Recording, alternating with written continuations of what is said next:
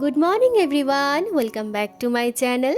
আশা করি তোমরা সবাই খুব ভালো আছো আর সুস্থ আছো। ভিডিওর শুরুতে সবাইকে জানাই হ্যাপি নিউ ইয়ার। নতুন বছর তোমাদের সবার খুব ভালো কাটুক। বাজছে এখন ঘড়িতে 8টা মতন, আর এখন থেকে ভিডিওটা শুরু করলাম। আজকে তোমরা যে ভিডিওটা দেখছো এটা কিন্তু 1 জানুয়ারির দিন সকালবেলার ভিডিও, আর দিনটা শুরু হয়েছে বৃষ্টি দিয়ে। গতকাল রাত্রেবেলাও জানো তো বেশ ভালোই বৃষ্টি হয়েছে। এইবার যখন বাড়ি থেকে এসেছি তখন জানো তো বাবা মানে শ্বশুরমশাই আমাকে একটা ছোট্ট তুলসী গাছের চারা দিয়ে দিয়েছিল। আমার তো এখানে তুলসী গাছ ছিল না, এর আগেও একবার বাড়ি থেকে নিয়ে এসেছিলাম, গাছটা না তখন বাঁচাতে পারিনি। তো এইবারে একদম ছোট্ট দুটো চারা আমি নিয়ে এসেছিলাম, আর সেই গাছটা থেকেই দেখো গাছটা কত বড় হয়ে গেছে। গাছটা যখন নিয়ে এসেছিলাম তখন বাবা ওই জলের বোতল না হাফ করে কেটে তার মধ্যে মাটি সমেত গাছটা দিয়ে আমাকে পাঠিয়েছিল। তবে ওটার মধ্যে রাখলে তো গাছটা বেড়ে উঠবে না, তো সেই কারণের জন্য গত সপ্তাহে মিস্টার চক্রবর্তী কিছুটা মাটি আর যে টবটা দেখলে সেটা কিনে নিয়ে এসেছিল। তারপরও নিজের হাতেই গাছটা কিন্তু টবে বসিয়ে দিয়েছে, আর দেখো গাছটা খুব সুন্দরভাবে কিন্তু বেড়ে উঠছে। আর ওদিকে মিস্টার চক্রবর্তী চলে গেল কিন্তু অফিসে। আজকে ওর ছুটি নেই, তবে আজকে ফুল ডে হবে না, আজকে ওই বিকেল পর্যন্তই অফিস রয়েছে, মানে সাইড বিকেলের পর কিন্তু ছুটি হয়ে যাবে। তো ওদিকেও বেরিয়ে গেল, আর আমি এদিকে চলে এসেছি ঘরের কাজগুলো করবার জন্য। ঘরে একটু সুন্দর করে ফুল দিয়ে সাজিয়ে রাখবো, এটা জানো তো আমার অনেক দিনের একটা ইচ্ছে ছিল। তবে ঘরে যেহেতু কোনো ফ্লাওয়ার ভাস ছিল না, তো সেই কারণের জন্য ফুলও রাখতে পারিনি।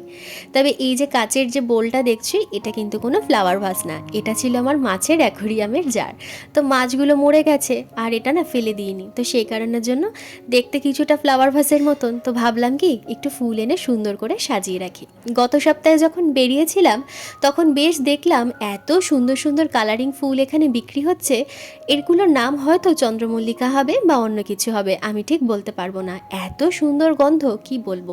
তো বেছে বেছে বেশ কয়েকটা ফুল আমি প্রথম দিন নিয়ে এসেছিলাম, আর এতগুলো ফুল মাত্র ক টাকা নিয়েছে জানো? 10 টাকা নিয়েছে এতগুলো ফুল, আর এত সুন্দর সুন্দর দেখতে।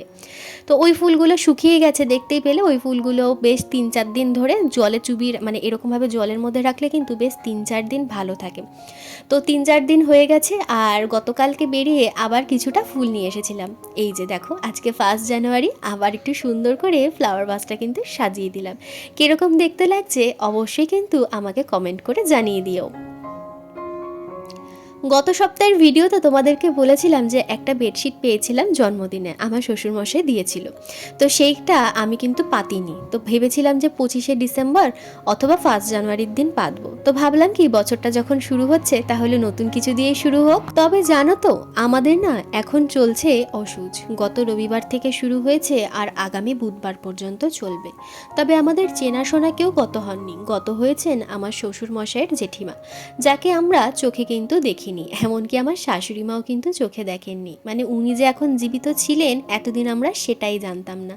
তো কি করা যাবে, জ্ঞাতি গোষ্ঠীর মধ্যে পড়ে, তো সেই ওষুধটা তো আমাদেরকে মানতেই হবে। তো নতুন বছর শুরু করছিলাম এই ওষুধ দিয়ে, মনটা না কীরকম খুঁতখুত করছিল। তবে সেই কথা শ্বশুরমশাইকে বলতেই বললো যে না, কোনো খুঁতখুতের ব্যাপার নেই, আমাদের যেহেতু একদম জ্ঞাতির মধ্যে তো এই ওষুধটা তোকে পালন করতেই হবে। তো কি আর করা যাবে, শ্বশুরমশাইয়ের কথা তার অমান্য করা যাবে না। তো সেই অনুযায়ী কিন্তু ওষুধ আমরা পালন করছি। তবে এই ওষুধের মধ্যে নতুন চাদর পাতলাম তার একটাই কারণ, পুরনোটা একদমই নোংরা হয়ে গেছে, আর ওই বেডশিটটায় আর শোয়া যাচ্ছিল না। তো সেই কারণের জন্য আমাকে অন্য বেডশিট পাততেই হতো। তো ভাবলাম কি তাহলে নতুন বেডশিটটাই চেঞ্জ করে ফেলি। তো ওদিকে বেডশিট চেঞ্জ করে আমি কিন্তু চলে এসেছিলাম একটু এদিকের কাজগুলো করতে, আমি আর সেই ভিডিওটা করিনি। তো আর এখানে দেখো গতকাল রাত্রেবেলা মিস্টার চক্রবর্তী এখানে কতগুলো নারকেলি কুল এনেছে। প্রথমে তো এত নারকেলি কুল দেখে আমি পুরো অবাকই হয়ে গেছিলাম যে এতগুলো নারকেলি কুল একবারে কেন আনলে। তারপর সে বলল যে প্রথমত আমি ভালো খাই নারকেলি কুল, সেই জন্য আনা হয়েছে। আর তারপর জানো তো আমরা এখানে হাফ কেজি নারকেলি কুল কিনি 60 টাকা দিয়ে। আর এই যে নারকেলি কুলগুলো তোমরা দেখতে পাচ্ছ সাইজে কত বড় বড়, আর খেতে এত মিষ্টি কি বলবো। তো এত বড় বড় নারকেলি কুল 2 কেজি বিক্রি করছিল 80 টাকা দিয়ে। তো সেই কারণের জন্য ও বেশি করে নিয়ে চলে এসেছে। তো আমি বললাম একবারে এতটা আনে 1 কেজিও আনতে পারতে। তো বললো লাস্ট এই কটাই ছিল, আর যে বিক্রি করছিল সেও আর কি দিয়ে দিয়েছে। তো দেখো এগুলো আমি ধুয়ে রেখেছিলাম, এখন বড় একটা বাটিতে আর একটা ছোট্ট টিফিন বক্সে ঢুকিয়ে রাখলাম। আর আগের এই ছোট্ট ছোট্ট নারকেলি কুলগুলো রয়ে গেছে, তো এগুলোও রেখে দেবো, এগুলো দুপুরবেলা খাওয়া হয়ে যাবে। আর এই ছোটো ছোটো খেয়াল রাখাগুলো কিন্তু ভীষণ ভালো লাগে। আমরা তো এখানে দুজনেই থাকি, তো দুজনেই চেষ্টা করি দুজনের ভালো মন্দগুলো সবসময় খেয়াল করে রাখার। আর এই নতুন বছরেও চেষ্টা করব আমরা যাতে দুজনেই এরকমভাবেই থাকতে পারি। আর নিজের কাছে তো নিজেই এটা প্রমিস করেছি যে আর আমি অল্পতে ভেঙে পড়বো না, কারণ এই 2025 আমাকে অনেক ভেঙেছে আর অনেক গড়েছে। মানুষ চিনতে শিখিয়েছে, কার জন্য ঠিক কতটুকুনি করতে হয় এটাও আমাকে বুঝতে শিখিয়েছে। ভালোবেসে অন্যদের জন্য যতই করি না কেন, স্বার্থে ঘা লাগলে বদনাম করতে কেউই ছাড়বে না। তো নিজের কাছে এটা নিজেরই প্রমিস, অল্পতে আর ভেঙে পড়বো না, শক্ত আমাকে হতেই হবে। তো যাই হোক, বললাম তোমাদের নিরামিষ, আর দোকান থেকে নিতে চলে এসেছি পনির। তো চলো ঘরে গিয়ে কথা হচ্ছে। দোকান থেকে বাড়িতে আর বাজছে এখন ঘড়িতে 9:30 মতন। তো এবারই রান্নাঘরে ঢুকবো, রান্না বান্না আছে আর যা করব সেগুলো করতেও একটু সময় লাগবে। দেখালে আমি দোকান থেকে আজকে পনির নিয়ে এসেছি, আর তার সাথে বাসমতি চাল নিয়ে এসেছি কিছুটা মতন, আর ঘরে কিছুটা আছে। তো আজকে আমাদের নিরামিষ, প্রথম শুরুতেই বললাম আজকে 1 জানুয়ারি আমাদের আজকে নিরামিষ। প্ল্যান ছিল কিছু অন্য, তবে সবসময় যে প্ল্যান মাফিকই সব হবে এমনটা তো নয়। তো সেই কারণের জন্য আজকে আমাদের নিরামিষভাবেই হবে হচ্ছে চিলি পনির, আর তার সাথে হবে হচ্ছে ফ্রাইড রাইস। চিলি পনিরে ওই রসুন আর পেঁয়াজটা স্কিপ করতে হবে। তো রেসিপিটা দেখে নিয়েছি, কখনো চিলি পনিরে না এই রসুন আর পেঁয়াজ স্কিপ করে কখনো আগে করিনি। তো তার সাথে চাল মগজ বাটাও দিতে হবে নিরামিষভাবে করতে হলে, তো সেরকমভাবেই করব। তো চলো বেশি কথা বলবো না, ওদিকে রান্নাঘরে ঢুকি, নয়তো দেরি হয়ে যাবে। আর এরপরে আজকে সারাদিনে আমি কি কি করব, কোথায় যাচ্ছি, সেটা সবটাই আজকে পুরোটাই তোমাদের সাথে শেয়ার করব। তো চলো ভিডিওটা তোমরা কন্টিনিউ দেখতে থাকো। তো চলে এসেছি এখন রান্নাঘরে, আর এসেই সবার প্রথমে আমি কিন্তু চালটা ভিজিয়ে দিচ্ছি। পনিরটা করতে আমার বেশি সময় লাগবে না, তবে আজকে জানো তো রান্নাঘরে ঢুকেছি এখনও কিছু খাওয়া দাওয়া আমার হয়নি। সকাল থেকে শরীরটা খুব একটা যে ভালো আছে সেটা বলবো না, ঠান্ডা লেগেছে তো, গা হাত পাটা প্রচণ্ড ব্যথা আর শরীরটা ম্যাচ ম্যাচ করছে। একদমই ভালো লাগছিল না সকালবেলা কিছু খেতে, শুধু ওই থাইরয়েডের ওষুধ খেয়ে আর কি কাজ বাজে হাত দিয়ে দিয়েছি। কি খাবো এখন ভাবতে ভাবতে মনে পড়লো যে ফ্রিজে কিছুটা ভাত আমার গতকাল রাত্রেবেলা এক্সট্রা ছিল বলে আমি রেখে দিয়েছি। তো সেই ভাতটা একটু বেগুন ভাজা দিয়ে গরম করে খেয়ে নেব, তবে এখন না, আগে রান্না বান্নাটা সবটা করে নেব, তারপরে আর কি খাওয়া দাওয়ার কথা ভাববো। নয়তো আমার ওই রান্না করতে করতে খেতে বসলে না বড্ড চিন্তা লাগে যে রান্নাটা যদি কমপ্লিট ঠিক সময় মতো না করতে পারি আমি তো খাওয়াটা পাঠাতেও পারবো না।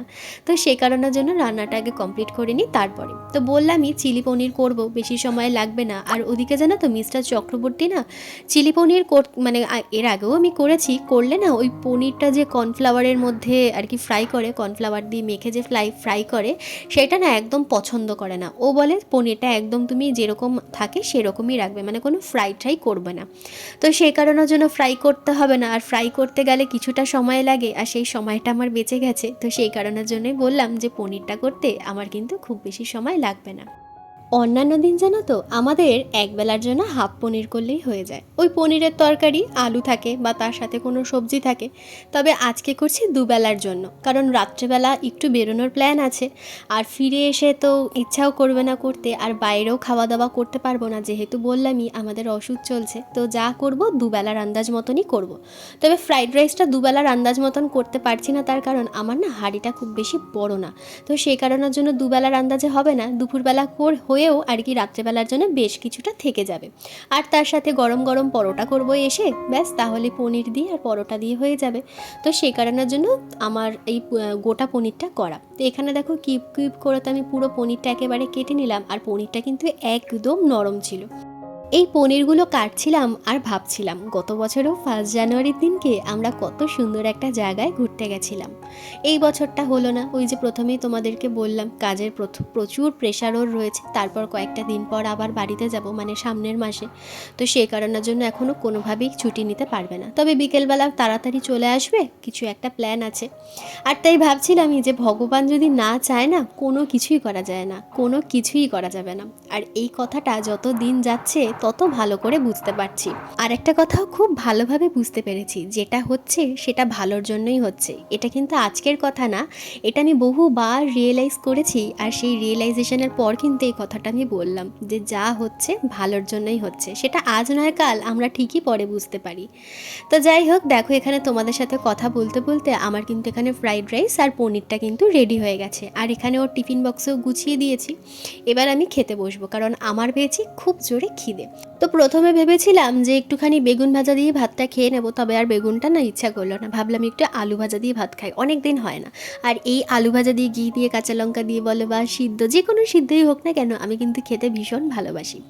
তো এখানে বসে পড়েছি খেতে, আগে খেয়ে নিই, তারপর তো অনেক কাজবাজি রয়েছে আর কি, ঘরটা ঝাড় দেবো, মুছবো। আর এখন না আমি ঠাকুর পুজো কিন্তু দিচ্ছি না, শ্বশুরমশাই বারণ করলো যে শুধুমাত্র গোপালকেই তুই একটুখানি জল মিষ্টিটা দিবি, আর ঠাকুর পুজো এখন দিস না। এটাই খারাপ লাগছে, আজকে বছরের প্রথম দিন, তারপর আবার বৃহস্পতিবার, তো এই প্রথম এরকম হলো যে আমি ঘরে পুজো দিতে পারছি না, ভীষণই খারাপ লাগছে যে বছরের শুরুর দিনটা। যাই হোক, কিছু করার নেই এখন, তো পুজো তো দিতে পারবো না, জামা কাপড় কাচাকুচিও এখন করতে পারছি না, শুধু জলে ধুয়ে দিচ্ছি, এইভাবেই আর কি এখন কয়েকটা দিন চালাতে হবে। তারপর যেদিন ঘাট কাজ সেদিন সব জামা কাপড় আর কি কাচাকুচি করব। আর সেই দিনকে সুন্দর করে সাজিয়ে গুছিয়ে একটুখানি ভালো করে পুজোটাও দেবো, কারণ বছরের প্রথম পুজো। আর খুব ইচ্ছে ছিল যে বছরের ওই দিনটা একটুখানি পায়েস রান্না করব, রান্না করে ঠাকুরকে একটুখানি দেব। তো সেই দিন তো আর হলো না, তো যেদিনকে ঘাট কাজ হয়ে যাবে, একবারে মৎস্যমুখীটা হয়ে গেলে, তারপরে ঠাকুরকে একটু ভালো করে একটু পায়েস হোক বা একটু দুধ পুলি হোক, বছরের প্রথম কিছু বানিয়ে দিয়ে তারপর কিন্তু আমরা খাবো। অবশ্য আমাদের একবার দুধ পুলি খাওয়া হয়ে গেছে, ঠাকুরকে আমি তখন দিয়েছিলাম, কিন্তু আরেকবার বছরের শুরুতে একবার আমরাও খাবো, তখন ঠাকুরকেও দেবো, মানে আলাদা বাসনেই আমাকে করতে হবে। তো এটাই এমনটাই ভেবে রেখেছি। তো দেখো, তোমাদের সাথে কথা বলতে বলতে কিন্তু আমার ঘর ঝাড় দেওয়া প্রায় কিন্তু কমপ্লিট হয়েই গেছে। এরপর স্নান টান করে দুপুরবেলা খেয়ে দিয়ে বেশ কিছুটা রেস্ট নিয়ে নিয়েছিলাম, তারপর ঘরে গোপালকে একটুখানি খেতে দিয়ে সন্ধ্যাবেলা একটু ধূপকাঠি জ্বালিয়ে এখন দেখো আমি আবার কিন্তু রেডি হয়ে গেছি। তো মিস্টার চক্রবর্তী হাফ রাস্তা আসছে, আমিও হাফ রাস্তা পর্যন্তই যাচ্ছি। তো যাচ্ছি হচ্ছে এখন মুভি দেখতে, ঠিক আছে। তো আমাদের এটা প্ল্যানটা আগে ঠিক ছিল, কিন্তু পুরোপুরি কনফার্ম আমরা ছিলাম না, তার কারণ টিকিট পাওয়া যাচ্ছিল না। আমার খুব ইচ্ছে ছিল আফতার মুভিটা দেখব, তবে আমাদের যে কাছাকাছি যে হলগুলো রয়েছে সেটাতে কিন্তু এই আফতার চলছে না। মোটামুটি এখন এই কাছাকাছির মধ্যে যে কটা হল রয়েছে সে কটা হলে কিন্তু এখন আফতার হয়নি, আর দিলেও সেটা হচ্ছে নাইট শো 10টা থেকে, তো সেটা তো একদমই পসিবল নয়। তো এখন অন্য আরেকটা হলে যাচ্ছি। আর যে মুভিটা আমরা দেখতে গেছিলাম, সত্যি কথা বলতে আমাদের দুজনেরই অসাধারণ লেগেছে। আর এখন আমরা চলে এসেছি মেট্রো স্টেশনে, আমাদের মেট্রো করে যেতে হবে, মেট্রো করে মাত্র 4খানা স্টেশন। আর এখানে জানো তো, আমি একটা জিনিস নোটিস করেছি, এখানে সিনেমা হলগুলো আমরা যতবারই মেট্রো করে গেছি, একদমই মেট্রো স্টেশন থেকে 2-3 পা হাঁটলেই কিন্তু মানে সিনেমা হলগুলো, তো ভীষণ কাছাকাছির মধ্যে, তো খুব বেশি আমাদের হ্যাঙ্গামা পোহাতে হয় না। তো চলে এসেছি মেট্রো স্টেশনে, আর দেখতেই পাচ্ছ পুরো কিন্তু ফাঁকা, কিন্তু একটু পর থেকে কিন্তু এখানে প্রচণ্ড ভিড় হয়ে যাবে। আর এই মেট্রো স্টেশনে আসলে এই পাহাড়টা দেখলে না আমার ভীষণ ভালো লাগে। আর তোমাদেরকে বলি না যে পাহাড়ে যাই আমরা, এই পাহাড়টাতেই কিন্তু আমরা যাই, ওই ওপরটায় একটা চার্চ আছে, ওই চার্চেই আমরা যাই মাঝে মধ্যে। তো এটাই মেট্রো স্টেশন থেকে দেখা যায়, আমাদের ঘরের সামনে থেকেও কিন্তু দেখা যায়। তো ফাইনালি চলে এসেছি, এখন মেট্রোর জন্য অপেক্ষা করতে হবে, এখনও 3 মিনিট লেটে আছে। ও মেট্রো স্টেশনেই ছিল, আমি মেট্রো স্টেশন পর্যন্ত আসলাম, তারপর দেখা হলো। ও আর অত দূর বাড়ি পর্যন্ত আর যায়নি। তো এখানে দুজনেই বসে আছি, মেট্রোর জন্য অপেক্ষা করছি। আর আমি ওকে বারবার করে কনফার্ম করছি মুভিটা ভালো হবে তো, তুমি ঠিক করে দেখে নিয়েছো তো ট্রেলার? আমি এখনও দেখার সময় পাইনি, তবে সত্যি কথা বলছি ভাগ্যিস আমি দেখে যাইনি, এত সুন্দর মুভি ছিল কি বলবো তোমাদের।